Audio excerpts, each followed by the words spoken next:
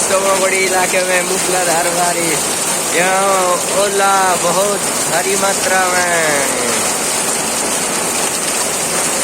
ये guys, oh no यार, ये तो ओला ही ओला पड़ गया है। ओ गाइस, मूसलाधार बारिश देख सकते हैं कैसे ओले नीचे गिर पड़े हैं बुरी तरह से। अब तो थोड़ा कम भी हो गया क्या देख सकते हैं ऊपर को, तो ऊपर अभी भी सफेद ही है।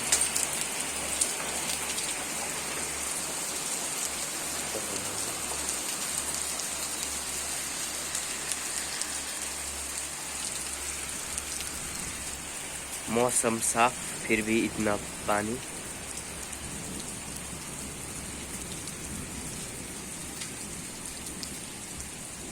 देख सकते हैं आप मौसम कैसा साफ है, इसके बावजूद भी हमारे इलाके में बारिश।